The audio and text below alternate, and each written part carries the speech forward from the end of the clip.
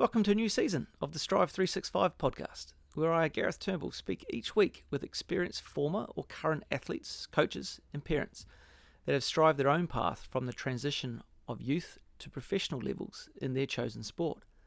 Here we discover their journeys, learnings and advice to like-minded athletes and coaches, as well as parents who we believe play a pivotal role in the ongoing success of their children's progressions.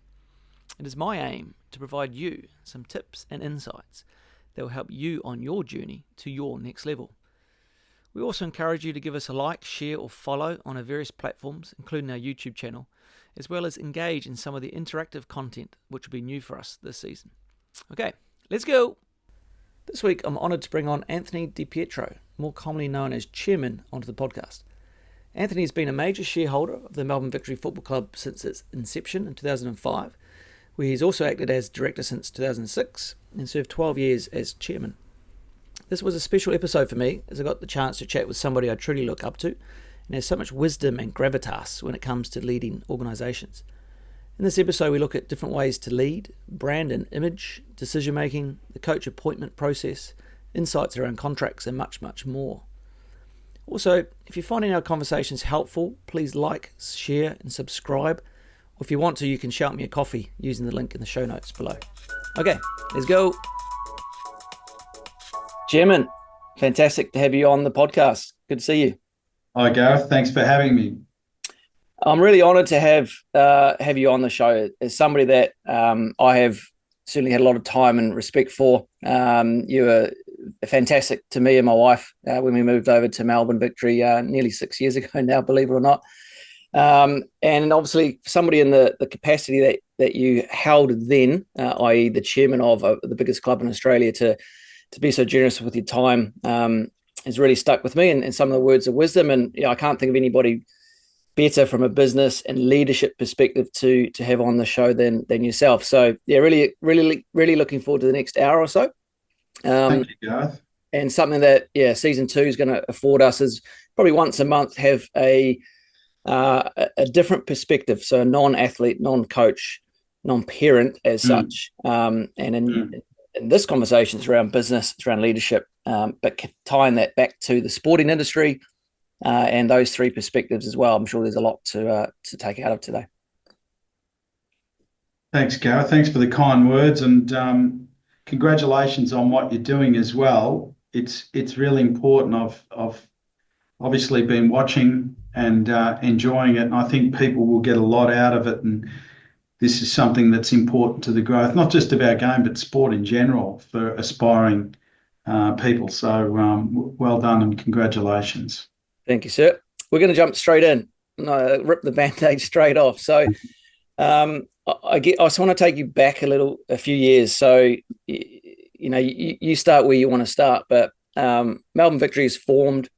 You become an initial stakeholder, board member, and the club gets off to some reasonable success early on. Then the then chairman, Jeff Lord, steps away, and I'm not sure if you're appointed. You put your hand up, how that works, but you get yourself in the chairman's seat. I want to ask around legacy and taking over from a predecessor who has achieved success, what that kind of stepping into that void felt like, the responsibility, because, coaches listening in might be in that capacity where they are now taking over from a program that's been successful, unlike kind of you going in and righting the ship. So just talk around the responsibility, the role, the pressures around stepping into something that's already successful to move it forward, as opposed to almost the opposite. I think it's a great question, Gareth, because particularly with aspiring coaches and players, you never actually know when that opportunity is going to come or when the step up in what's required from you is going to come. It's just, there's no time clock on these things. And we started the club 20 odd years ago, as you know, and my family come in as a major investor into what was a new co at that time, and a new league. I was really impressed with Frank Lowy and what he promised for the investment in the league. So we we joined in, and along with a number of other investors, and Jeff was the person that put the investor group together. Fast forward 5 odd years into sort of, I think I become chair around 2011, 12-ish, around that time in between seasons. Now, it wasn't planned. Jeff had a lot going on in his world that had put him in a position that he needed to move on and spend the time in his business and family world. So all of a sudden, you are elected as chair. The board elects you, and then it's ratified at a shareholder following subsequent shareholder meeting when you're re-elected as a director. So the shareholders basically vote you as a director, and then the board votes who's going to be chair. So it sort of come around pretty quick. I was chair of the Victory in Business at that time, when Jeff and I had thought, well, let's build up a non-game day business network that can help underpin the club and help the funding of the club, but help also our network to grow the game and its exposure, etc. So the board felt I was a good fit by leading the Victory in Business as chair, and the business side of Victory to come in. And obviously there's that youthful, fresh energy that you have. That's going back 14, 15 years ago now. And the board said, hey, look, we want you to do it. And I was really honoured and took on that role. So, if you're a player sitting on the bench thinking you're not going to get a game, or if you're an assistant coach or a second assistant, look at Victory this year. It's who was to know at the start of the season that Patrick Kisnorbo was going to move on after such a short time. When Ange Postecoglou did the same thing, we're into our second season and opportunity came knocking for Ange, so you have to support that. But then you might be the assistant coach that says, hey, here's my opportunity. So I would just always say to people, be ready and prepared for what you really want in your career, because it may come sooner than you think, and be patient if it's not coming when you want. So there's a big balance between those two. Did you feel you had to mirror some of the strong qualities of Jeff prior to you, or were you very much your own man and led your way, or was it kind of a transition? That the early part was finding your feet, like let's try to replicate what's been successful, and then over your tenure you've moved. Like, how did that start? Kind of work. Well, I probably didn't have time to think about how I was going to lead because there was so much going on. We had there was some change in coaching. We'd had a playing squad that was in a transitional period. So they were coming, a lot of the players that were the heroes of the first era were really coming to the end of their tenure. So we had coaching transition, player transition, and we also had financial issues at the time that needed to be resolved. So there was an enormous amount of time put into dealing with all of those things. And also, if you go back, your confidence level when you first start is a lot different to when you're stepping down after years of leadership. It's something that has to grow, and you grow into it. So I didn't know what style of leadership I was going to have. All I knew is that my style and personal approach was more about consensus and collaboration, and to bring everyone on the journey, and that a decision, I always felt that decisions would make themselves in the end once you got informed along the way and you spoke to all the stakeholders. You get a general view of this is the right information and this is the right decision, and normally everyone would come on the journey. So your leadership style then, I found that my leadership style was quite different to Jeff's. Jeff's was, he'll make the decision up front, and then if it wasn't the right one, just change it later once he consulted, whereas I sort of want to spend the time first. And sometimes that was a little bit procrastinating in the early days to make sure everyone was happy, and you can't always get everybody happy. So leadership is an evolution, and you build in confidence. I couldn't even make a speech when I became chair. I wasn't ready. and I was really scared when I had to speak in front of people. And so what I did about that was went and got help, and it was more for the nerves than anything. And Trent Jacobs was our COO at the time, and he was friends with Gerard Waitley, and I spent a couple of sessions with Gerard, who just helped me keep calm. And my father had a friend who was also a public speaker in another sort of area, and he spent time with me, and that also helped my leadership style in just being calm and confident, because people want the leader to be calm and confident. And I think that was a really challenging thing in that first 6 months, Gareth. Mm. You have to be prepared for that. I didn't expect that. A few things I just making down here. So the collaboration approach.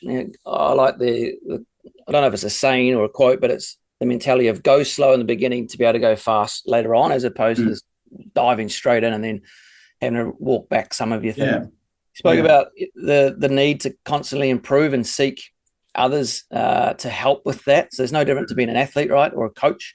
And then those key other people are your coaches or your mentors. So a lot of common threads that we've spoken about in the past. I want to speak about maybe, so Melbourne Victory is not only a football club, right? It's a brand, right? In my view, you were, kind of still are, but you were the face of the brand. Did you see it that way? Was it a deliberate approach, or do you think that the chairman by proxy is always going to be the face of the brand? I don't know if that's going to be the case, that the chairman is going to be a brand as such. I always felt that Victory, our brand for many years, was Archie Thompson, Kevin Muscat. The big key players were the front people of the club. We certainly in the early days, our women's program was in its absolute infancy. So it was always about the men's program. And those sorts of people were the front people. I think why I ended up being prominent in a exposure perspective was that we as a board felt that we needed to have an important positive influence on the direction of the game, not just our club, so that we could all benefit. Community programs were critical for us, putting resources into our academy program, having discussions about how we're going to grow the women's game in Australia. So basically representing ourselves strongly and positively at head office, at FFA it was called in those days, was important to us. We wanted to have a strong voice for the growth of the game, and that meant us being represented with strong leadership and collaborative leadership. And I think being part of the brand was just a result of that.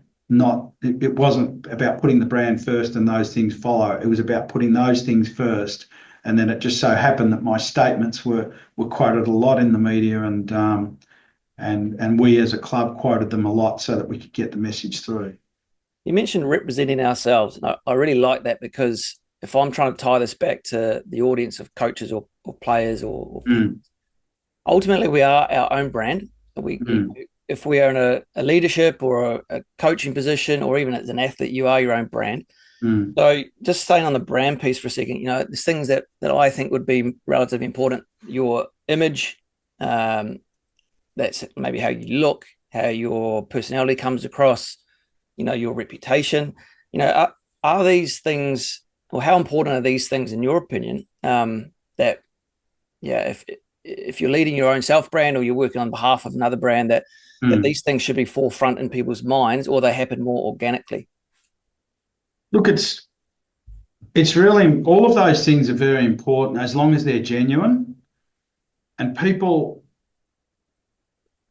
I think, in this day and age, can see through anything that's disingenuous. So if a leader or anyone that's building a brand that they're associated with, whether it's themselves or they're fronting a brand, they have to be genuine about it.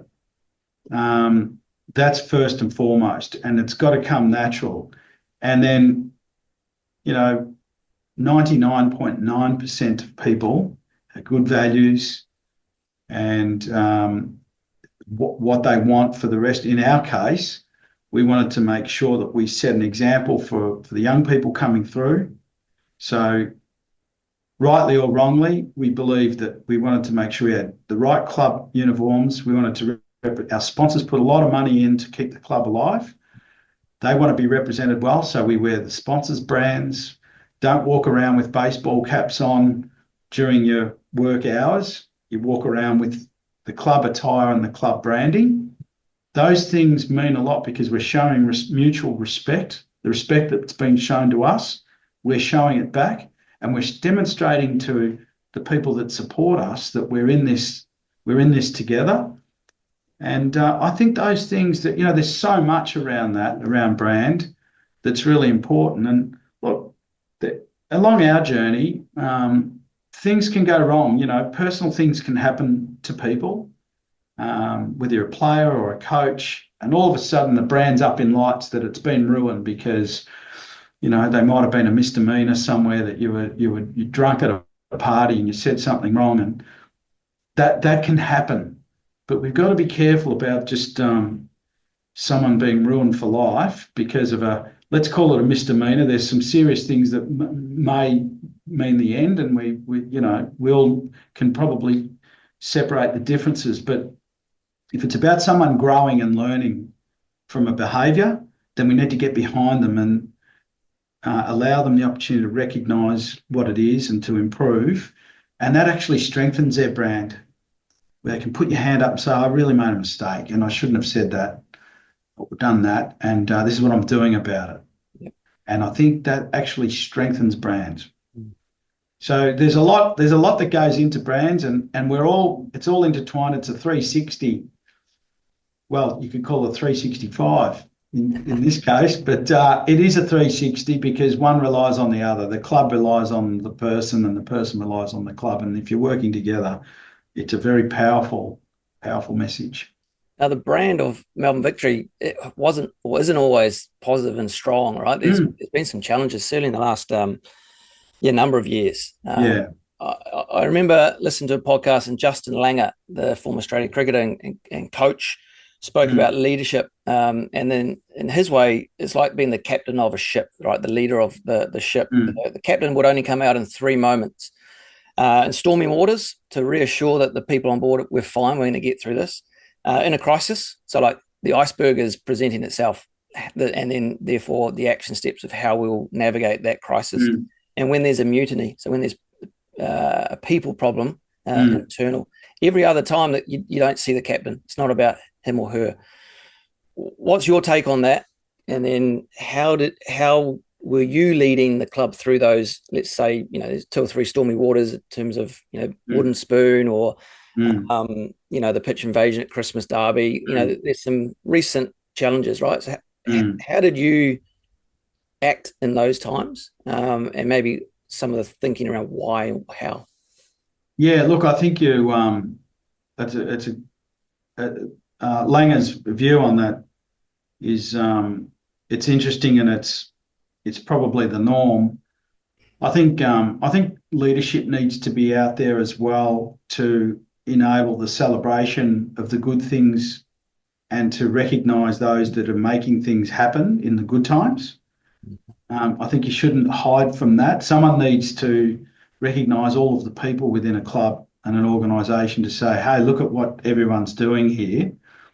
So I think that is the role. It is a statesman role. So you are the spokesperson for that group, whether you're, chairwoman, chairman, you are the spokesperson, you are the statesman for that organisation. And that doesn't mean just dealing with troubled and challenging times. It means celebrating the good times and recognising the people that have made it happen, because you're going to need the strength of all of that when you do hit the challenging times where they say, we know we're in this together. We know we have the support of the leadership. We're really respected by the leadership. So we hit the iceberg. We all need to band together to get through this. So that's often been my view, is not just to come out during tough times, and whether it was the league becoming independent from the FA, and there was lots of bad commentary about the FA. There's lots of good things going on as well, and we needed to have balance around that. And I often found difficulty with, particularly with other clubs that felt, I remember behind closed doors getting called names by some of the other chairmen. Fortunately, it was to my face, so I was able to deal with it. I don't know what they said behind my back, but I know what they said to my face. A few of them, not all of them, only a few. That hey, you're Lowy's lapdog, or you don't want independence. And no, it wasn't about that. It was about making sure we had a balance to understand that we had the appropriate governance. If we were going to go independent, we needed to make sure that we had the appropriate governance in place. And so that was quite a challenge. Yeah, look, I think you have to be there and present. It's not just picking those really tough times, and when it's tough, you've got your people around you. If we talk about the pitch invasion time, Caroline was front and centre of dealing with that, and we were getting it from all directions. And I felt that as a club, internally and externally, we were able to navigate our way through that. You mentioned earlier it's around like, and I love it, right? Like, it's not just at the bad times. Come out and celebrate together as a group. I was having this conversation last night with my wife in preparation for this, and my views might have changed actually since last night. My view is, and maybe this is me acting as the assistant coach, when we win a game, the assistant coach's role is 2 meters behind the head coach, because let the leader, in this case, take all the glory. When we lose, it's side by side, with the notion that we're all in this together. What my wife's opinion was almost the opposite. Like, we lose, the leader should be out in front protecting the servants behind. And when we win, we walk arm in arm together, because it's a collaborative approach from everybody that's contributed to that. It's almost like the complete 180 from me. So your comments around it's about the good and inclusive, we're together. Like, just use that little example of the end of an outcome, good or bad. Like, should the leader be both times arm in arm, side by side, or are there times where the leader should take responsibility, even if it may not be his or her direct fault, but sort of protect the staff, protect the brand, protect the whatever behind them? Like, yeah, what's your thoughts on that? Yeah, look, everyone's got a style about them, but it's about what works best to ensure that, yes, everyone's protected from the criticisms that may be ill-informed or inappropriate. But yeah, I think we've been quite good as a club, whether it's been Jeff Lord, myself, and now John Doveston, who's just amazing with the team. We do have this approach that we want to make sure everyone feels safe, everyone feels that they're on the journey together, and constantly building unity through good and through bad. And those are nuances, whether you're standing side by side or whether you're speaking. It just depends on the situation, but we're flexible in the way that we handle that. And I think that should continue. You need to be flexible. I want to bring in coaches now. So there's been a number of head coaches. Let's just start keeping the men's game under your kind of guidance through your tenure. Some of them didn't last very long. Some of them were incredibly successful. I want to start by thinking about Ernie Merrick was the head coach when you kind of came into the chairman role. So the first kind of coaching change was you had to make a decision to let Ernie Merrick go. How does that come about with the inner workings of a club? Now, you can replace Ernie Merrick with a number of other coaches that kind of came post. Like, where does the club, the board, and ultimately the chairman, how do you get to the decision? So what are some of the things that maybe coaches listening can kind of go, maybe this is things for me to be really conscious of whilst I'm in a role to sustain the opportunity as long as possible? Yeah. that's really tough. Um, I have to say, I use the word evolve quite a bit as you picked up, but you evolve with experience and knowledge and understanding, and the experience of dealing with Ernie's coaching tenure right up to I wasn't involved in the Patrick appointment, um, but right up to Tony Popovich from under my stewardship, the approach had evolved. And I think at the start of my tenure, the depth of sourcing of information was not good enough. And I think listening to people that had self-interest as a motivation, but you thinking that they had the club's interest was something that we learned the hard way on. That it's really important. I think, now that I've had that long experience as chair and appointing coaches, you get lots of voices coming in, and it's just deciphering and just making sure you're dealing with fact and appropriate information, not self-interest or personal vendettas. And it's a minefield, the sporting industry, and I think soccer is at the top of the tree when it comes to people having historical relationships that you're not aware about, and they may be good or bad. I think just really understanding where the coach is at with their mindset, with their energy, with what the future looks like, taking into account the past, but weighing that up and balancing it. Then the mindset of those around. There's quite a bit. There's quite a bit to take into account, and I think it's very, very important. The point I'm trying to get here is to make sure that it's a considered, well-informed decision before making a change to a coach. Now, sometimes it's been made for us where the coach says, "Hey, I'm leaving." Yep. And that's difficult because you're on a contract. You could look at it that way, and over the journey we've had directors say, "No, he's on a contract. Don't let him go, or don't let him work. If he goes, he can't work where he wants to go." Well, we've never behaved like that. So there's the flip side when the coaches leave. But when we're deciding on a coach, I just learnt over the journey to be far more informed. There's lots of stories. There's Jim Magilton that come in. There was Mehmet Drakovic. These are all short stints. Grant Brebner more recently.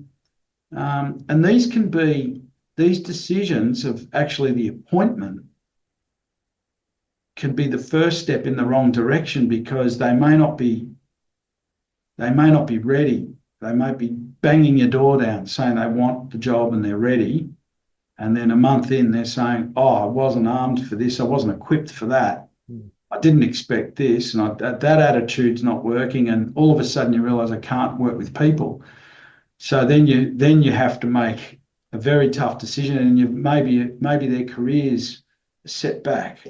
So it's really important. Coaching appointments, very, very important. Well, let's go further into the appointment part of it then. So let's say, the next coach has a moderately successful tenure, his contract's up, the club has a decision to make, retain or recruit. Now, you're not sold on instant retainment, so therefore you want to test the market, right? So if coaches are out there that are interested, just walk us through a bit of a brief overview of the process, maybe the timeline of this appointment from an A-League club level to get a new head coach in. Yeah. Look, every scenario is different. So if it's coming to an end of a contract, in the case that the example you've just given, it may be the club's not convinced and they want to test the market, even though they still may reappoint the coach. That's a really difficult one. Normally, when you're not sure, that it's not good. Yeah. It means they haven't been convincing and they've had enough time, but they, is it injuries? Is it personalities? And it's not my team and they're not playing my style. I could give you a script of reasons. I'll make it easy for you. The coach has decided to leave for a different opportunity. There's a vacancy. Okay, vacancy. Okay. Okay, so if there's a vacancy, that's quite easy because then it's out in the open, it's transparent. It, it's in our case, what we learned is a very good way to do it is to appoint a dedicated committee, which would involve some football expertise. Hopefully, that football expertise is not carrying baggage and opinionated. That's problems. That can even be negative to the process. You really want independent views, but you want the football expertise, you want the character, the personality expertise, someone that can look at a character and say, this has got leadership to it and can bring players on a journey. And then, of course, that would then involve the CEO and the chair reporting into the board on the process. And then that small committee would go out and field agents, trusted agents. There'd be agents that you've never heard of just submitting. There's a bomb of applications that come in. So it's just wading through all of that and really working out then what's your key criteria that you're looking for in a coach. So shortlist is kind of created. What next? Is it a 3-step process, or a one interview and one and done? Is it you speak to your preferred candidate first, and if you get a good feeling, then you make the offer? Look, there's shortlisting. There's interviews that some of the committee members, so you may have 2 committee members that have the initial interviews with, say, there might be a list of 6, 8, 10. I wouldn't think it'd be any more than that. It's less than that. And then it might get down to 2 to 4 that then the chairman and CEO will be in the next round of interviews, and it gets serious from there. Now, there is another scenario where you're actually chasing a coach. So the process is opened and you know exactly who you want and you're chasing. You're fielding other inquiries in the meantime because you don't have the coach you're targeting secured. In our case with Ange, we were looking to secure Ange a season before he came. And he had decided to stay at Brisbane. I think my recollection is he still had a year to go on his contract and he wanted to honour that, and he felt he had more to do there, and he went on and won, and then he was ready to come over. So the scenarios all change, but you have to have a dedicated group that can look across that set of criteria. Using Victory as the example case, how much weight, I guess, is put on experience in the A-League, experience as a head coach anywhere versus say just the assistant, experience of working with or bringing youth players through on the journey, because at the end of the day we're a business, right? So providing a revenue stream through development and sale of players is no doubt pretty important. How much weight is put on character, personality, like a big personality, going back to brand and image and face of the club? Like, they're all going to be important, but through your experiences, what's probably more important out of all of those things?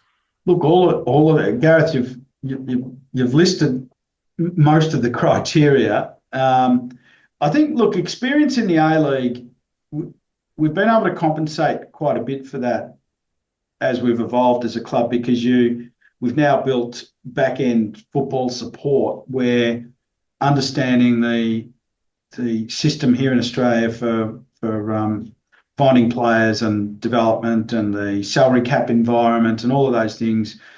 A coach that may be coming from overseas doesn't necessarily have to understand that overnight. They're going to have the appropriate support around that, and they'll be able to work within the boundaries of what Australian football lives.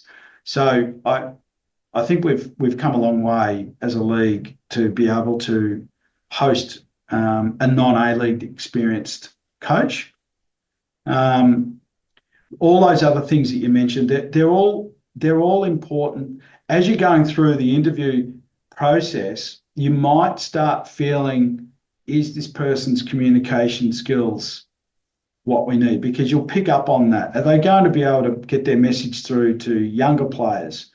So you start focusing on that. It doesn't start as a priority, but you'll pick it up during the interview process. You need to spend time with the coaching appointment. The board appoints two people, unlike any other business outside of sport. The board appoints one person, the CEO, and then the CEO appoints everyone else.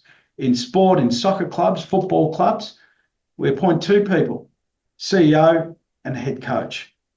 And it's just so important that appointment is right, as we know. So the focus, it doesn't start off with an emphasis on one criteria more than other. You pick that up as you go along and you start focusing on that to be convinced that they have the qualities in that area. So you land on a candidate, you agree terms, and they start work.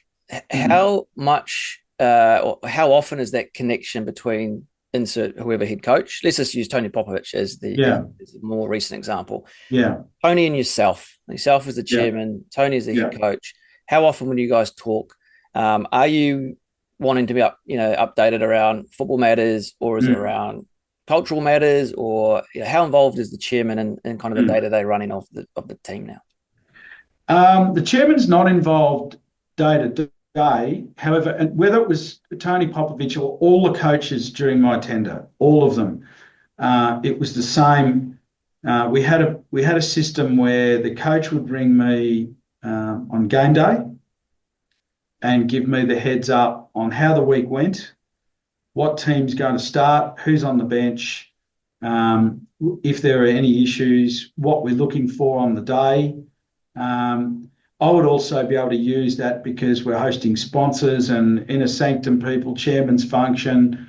Now, I certainly wouldn't give up game plans and things like that were sensitive to the result. But I was able to give a first-hand, hey, I've just spoken to Tony. He's told me this player's in and that player's out for that reason. And we're looking to go hard early, and we're looking, if we get in front, we're going to bring this player on later on. If we don't, then we're going to stand firm. And there's so there would be a little bit of a strategy discussion. It would normally be once a week with a coach. Same with Jeff. I'd speak to Jeff once a week. So with all the coaches for men and women, it'd be pre-game day or on the game day. And then I would always catch up monthly for a bite to eat just to see how things are going. And that's transparent. So the CEO knows, the football director knows. Sometimes it'd be with them, but most times it was just me and the coach having a chat. And a lot of the time, I'd have to say 70% of the time it'd be just about their life, how they're going, what's happening in their world, and where I could provide any counsel or support. And then if there was a major problem that they wanted to share and seek counsel on, often that'd be confidential and I'd just give counsel. Normally, if it was something that I needed to get involved in, then it'd be with the CEO and the football director. As a mechanism, that weekly touch point, that monthly lunch, obviously you'll see value in it because you did it. But I've heard stories where head coaches don't want a piece of the chairman, like stay away, stay away from the training ground, out of the training room. Don't want to, they don't have that relationship. Speaking maybe to younger coaches listening who are maybe in the space or heading towards a space, like how vital do you believe that rapport with that chairman is as an ally as much as anything else? Yeah, that's a great question, Gareth, because I think that it's going to take from an aspiring coach, it's going to take some intuition. Now, they need the chairman on side clearly, and the CEO, they need everyone believing in what they're doing, and they need to communicate. So that goes without saying. There has to be a communication, a filter of information about what they're doing without compromising what they're doing. As far as the relationship goes, I think coaches have to navigate. I've seen some horror stories in my entire journey. I've seen where chairmen overstep the mark. They start giving their opinion on who should play, how we should play. That's something I would never go near. Always, once I had a really close relationship with coaches over a period of time, just in general discussion, you'd give your opinion on as a fan, and I'd always preempt it and say, just as a punter sitting, a non-qualified coach, but someone as a punter with a love and passion for the game. Why isn't this happening? Why do teams play this way or that way, or whatever it may be? It's an opinion. Mm. But anyone that dealt with me, any of the coaches that you may speak to on the journey, would know that I would never, and John is exactly the same, would never cross the line to say why you're not doing this or you should be doing that. Now, coaches have to watch out for that, because there's a tendency around the world for some chairmen to say, hey, I'll put all this money into the place, and they feel like they own the place and they own the say in it. Coaches have to be wary of that, because that can be destructive. And they're not qualified. They may have played the game. I played the game since 5 years old, but I don't have your qualifications and your experience. I've just got an opinion, and I'm not the coach. You're being paid to be the coach, and you shouldn't be influenced by my opinion. So, but if someone does cross the line as a coach, you have to manage that. And I'd be careful how I'd managed it. I wouldn't push back. I'd just hear it out. I'd say, I'll take that on board, and you move on, and just sort of steer clear if you can on those conversations. So it's a real balance for coaches. You have to have intuition. It's tricky, right? Because, the chairman or maybe the football director could be pushing an agenda. And we want to play, these two younger players to get them more first-team experience to ultimately increase their value to hopefully sell them off. Yeah. And so there's that challenge point of development versus winning now, right? Winning now versus winning later. Yeah. What about let's start to bring the athletes in, right? So are there any examples you can think back to in your time where, a young player has broken into the first team and, which has been great for them or the coach and the team, but also some of the horror stories of maybe it's too early. This is a conversation I've had with, Archie Thompson last year about get opportunity overseas. Should we take it or not? There's narrative around, staying in the A-League and playing another season and getting another 30 odd games and then going might be the better path. Whereas Archie's opinion was just go, because what's the worst, you just come back and then you have that experience again. Have you got any stories around, players that have, either gone too early or could have stayed? Oh, there's so many stories over the journey, successes and failures. I think, Mitch Langerak was a success story. He left at a young age, but you just knew he was ready. It was difficult for the club. There was quite a difficulty at the time. Jeff Lord was chair at the time, and Mitch was desperate to go straight away. And there was a deal struck, and he went on, and he had the mental and physical capacity to go on and be a huge success. There was players like Mark Milligan who'd already been around the league before he come over to us, and then he went on twice and come back, but he was already of a mature age, so that was quite a different experience with Milligan. And then we had what I call failures, and it's not necessarily a failure of the club. The club's very disappointed, but it was a failure of the loss of a young talent that could have made it like Mitch. You have players like Pasquale that's now back in the A-League playing at Western United. I really believe that he could still be in Europe if he started at the appropriate time. He was too young. He was pushed. The stars in the eyes from family and a very inexperienced agent that was just looking at cutting a deal.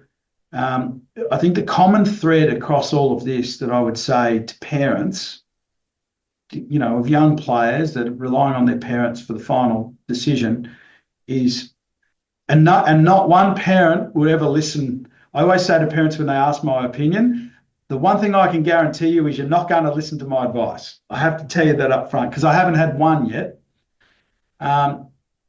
What they need to take into account is if the club that the player is transferring to pays for the contract, pays a transfer fee, then the chances of success are significantly higher because they've made an investment in that player.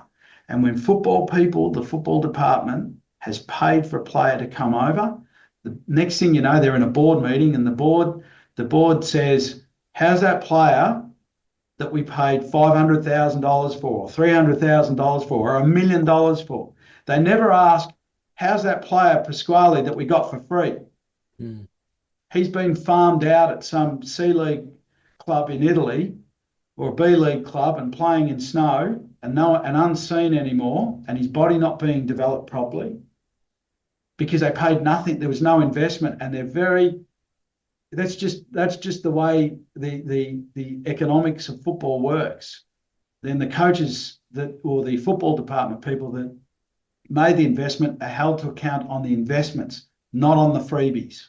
Mm. And the freebie might have been the player with the best ability and the best future, but they've got the lowest chance of success because there's been no investment made. And that's my advice to parents. Get to a point where a club pays a transfer fee. That's really enlightening. I had never considered that perspective from it before. I just want to go back to a couple of things you said. So I can't remember the exact words, but I'll paraphrase. People were pushing an agenda maybe. So you spoke about agent, close support people, maybe parents, and stars in the eyes of the athlete. If you could go back 5 years or probably longer, 8 years to this moment, could you do things different? Like, would there be any chance of changing it, or what additional advice would you be offering the athlete now if the problem was the parent, or the parent if the problem was, say, the agent? Look, I don't know what more we could change. I think that in all of these cases, the coaches spoke to the parents, the players, and I think the right advice has been given. I really have to say the right advice was given all along. The one big thing that I would I think could help players and parents is don't just jump on with any agent. There's some really good agencies and really good agents. You don't need one early. I think young players don't need an agent. They should just worry about the development and if we were going to be strong on advice, I think as our players are going through the academy, potentially we could give them that advice. But it sounds like, I think the reason I say to parents you never listen is because they feel I've got a vested interest, or the club, the coach, or me, or the football director is, you just want to make money out of selling my child's contract. And that's true. The club lives on developing and then transfer fees, as you said earlier. But unfortunately, that's probably what some parents feel. And I just think if there's anything to change, it's advising them to be careful about who their representation is. Mm. Fantastic advice. Is there anything else that maybe we haven't covered off from an advice perspective to either coaches or parents or athletes that you want to share with us? Oh, look, I would strongly advise. If you're really serious about it, have the patience. Have the patience. A lot of the good players in the youth program, I think their parents get very impatient and they don't realise they can be damaging. And why are they not training with the first team? And why are they not already getting game time? And, I think the best script line I've heard over 20 years is not because it's my child. Countless times I've heard that one. They just need to be patient and they have to have trust in the coaches. And it's not just at Melbourne Victory. It's at all clubs. The coaches are very, Gareth, you know how passionate you are about the well-being and the growth and development of your players, is it very rarely that a coach doesn't have those objectives. Very, very rarely. So parents need to feel confident in that. Just be patient, let their bodies develop. I think wherever they can have deficiencies in skill levels, I always say to young kids, they're going really well, and then there's technical things that they might need to develop. Instead of worrying about jumping up 3 age groups, spend some time learning to kick with your left foot or your right foot or the foot you can't kick with. Do some extra work there, because it does 2 things. One, it improves their technical skills outside of the existing program so they get better. And 2, it tests their resolve. Are they really in it for the long haul? Because sometimes players don't get into the team that they want, and then they fall off and they give the game away. So they never really had deep down the resolve to become a player. Harry Kill didn't get picked. Harry Kill didn't get picked into I think it was the under 15s, 14s or 15s. And he went to the training and he stood outside the training of the under 15s in the national team, and he just copied and went along with the training regime that they were doing, until the coach kept coming over the fence saying, "What are you doing? You're distracting everyone." And then they invited him inside. His resolve was unbelievable. Training in the snow, living away from family, the sacrifice, that not going out and having a good time. That's a journey, and I would just say stay on the journey, have patience, and have resolve. And people will find out if you don't have that. Fantastic advice, that. I really appreciate your time. I am conscious of it, however, so let's close this off with our rapid fire questions. If you ask me a question to answer. I think the question for you, from my perspective, and I say from an administrator perspective, would be, you're in the front line, you're dealing with people every day, you're leading people on the front lines. What would you like to see that could help improve to make a marked difference for the better in what you're doing? Oh, I've only got 6 minutes left. If we narrow that down a little bit to the A-League women's space, maybe. I feel like at the minute, maybe because it's women's football, there's still a big disconnect, despite the efforts of this great club to have it on par with the men. There's still daily battles and tasks that are frustrating from a staff, but also the players feel that way as well. And ultimately, we cop it as kind of the conduit. Well, not so much me, but more so Jeff Hopkins as the head coach has got to delicately balance the demands from the board, which are his bosses, and the players, which report into him. So I still feel there's a lot of work to do in that, in the female development space, the female alignment, communication, media. I feel like, if I'm honest, we've probably dropped off a little bit in the last 12 months, but there's some reasons for that. We've gone through a redundancy cycle. Expertise and IP have left the building, and it takes a while to upskill and refamiliarize ourselves with roles.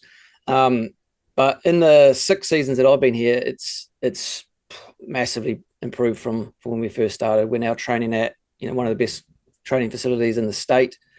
Players are well paid compared to 6 years ago. There's a lot of additional support that they weren't getting that we get now. Little things like breakfast, laundry's done for them on site. So yeah, there's a lot that's has improved, but I still feel there's a lot more that we as a club, but we as a game can still push forward.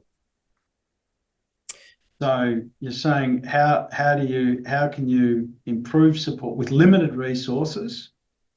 How can we improve the support required to improve the women's game?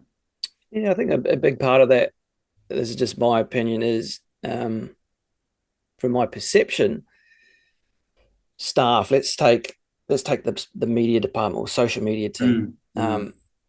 we don't feel or see them present or promoting the A-League women's anywhere near to the level of the A-League men's. Now, there will be some reasons for that, but, you know, what we don't know, and maybe this is where the source of frustration comes from, is how much directive is that person or people getting from above that, no, it needs to be an 80-20 split, or, you know, where the frustration comes in, where why is it not a 50-50 split? Now, there might not be that directive. So therefore, why is it not 50-50?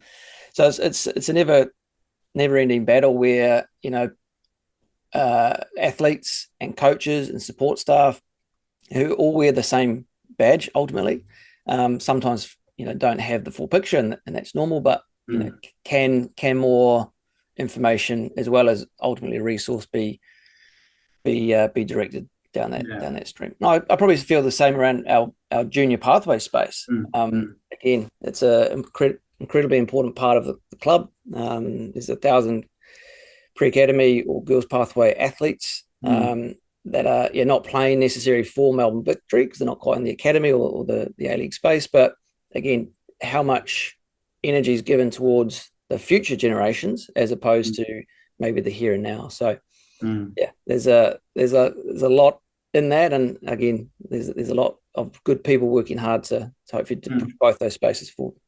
Well, I think that gives you an opportunity. What you've just said gives an opportunity to sit around and talk through those issues with the stakeholder group and those questions, and because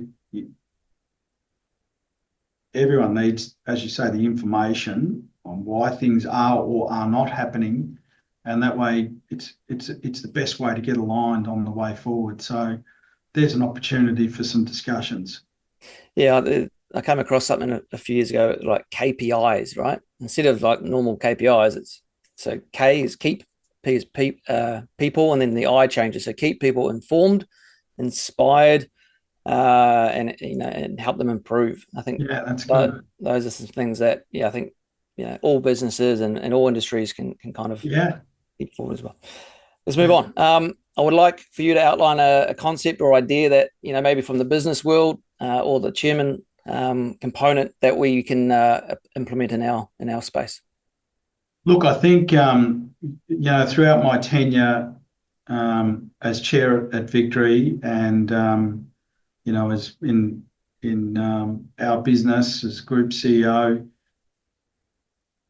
I've always wanted to promote that we shoot for the stars, we keep our feet on the ground, and underpinning all of that was hard work, discipline, and respect. And we had it up on walls and presented on our presentations, and really making sure that we remained humble, but shoot for the stars. Don't be shy about wanting to reach the stars. If you shoot for less, you're definitely going to get less. Yeah, love that. But remain humble in the process. Do you have a recommendation of a book, movie, TV series, or podcast that you can share? I'm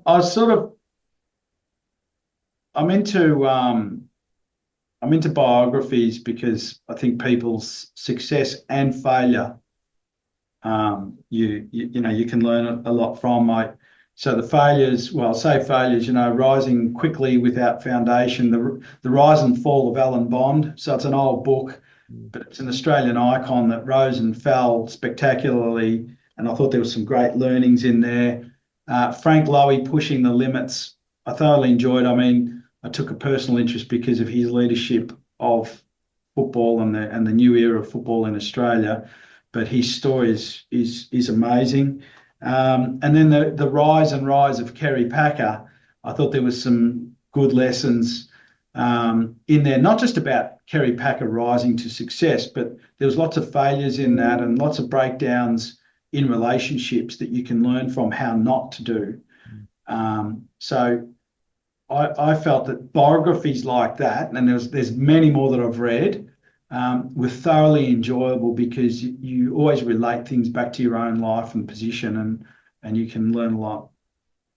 If I gave you a magic wand and you could wave it away and change anything you like around, let's say, the sporting ecosystem, what would you change? Well, I have to be specific back to our game. I think we've always struggled with visibility. You just mentioned it earlier about the weighting between men and women. Well, I sort of look at it at the weighting of our sport against other sports. Again, in a similar way that you just made that comparison, I thought that was very good. And then I look at it and say, what do we need to do to have more visibility? Because the rusted on football people are there. They'll find the information. They'll find what's going on, when's the next game, what's the news. They'll find it. But if we're going to grow in the mainstream of sport and have more followers that then allows the game to grow, we need more people coming. We need more members. We need more viewers so that then we can afford to grow the game and invest in the game. Then we need visibility to do that. And I think we haven't done a good job in the visibility world. So that's the one thing I would like to see change, because everything else we'll have the resources to improve. One piece of advice that somebody once gave you that you can now give us. I think we touched on this earlier when we talked about coaching appointments and how we evolved in our approach. And I think just listen first, gain all the facts, not the disinformation, gain all the facts and validate that they are facts, and then make a considered decision. My father always taught me that early on in business, and he taught me that not because he was good at it, because he often made rash, quick decisions that didn't work, and he wanted me to know that that's something that I should be aware of. And then, of course, lots of mentors through the Victory years and our current chair, John Doveston, and our CEO, Caroline, they're very considered, and they've had to make some really tough decisions, but they've listened, gained the facts, and then make a considered decision. Brilliant. Do you have a quote that resonates well with you in your life? Yes. You can't see it, but I've got a picture of Winston Churchill in my office, amongst many other Victory stuff and family stuff and business stuff. And it says, if you're going through hell, keep going. Brilliant. My dad would have loved that one. He's a big Winston Churchill fan. Yes. And finally, what is the thing that you are striving for at the moment? Look, at the moment and throughout sort of my adult life, it's family, business, and sporting success, the three passions in life, and the long-term well-being of all of that. So focus on the family, whether it's your partner, whether it's you've got a wider family, children, whatever it may be. Success, health, and well-being, and togetherness. And exactly the same with business and with your sporting club, if you're, in our case, involved with Victory. And long-term health, well-being, and success. That's what I'm striving for now, probably more than ever. And I just want to see all three things continue on the right road. Amazing. Chairman, I really appreciate this past hour. A lot of advice in there for everybody listening. Pull back the curtain a little bit around the club and processes around appointments and making difficult decisions. A lot around leadership, your style, the evolution of it, brand image. We can go on. So I really appreciate you giving your wisdom to myself and the audience. You're looking well. Look forward to seeing you again soon. And go Victory. Go Victory, Gareth, and thanks again, and good luck with. I'll keep watching and listening with interest. Thanks so much for sticking through to the end of this episode. It would mean the world to us if you could hit the like or share button so we can get these amazing insights out to other like-minded coaches, athletes, and parents. Cheers.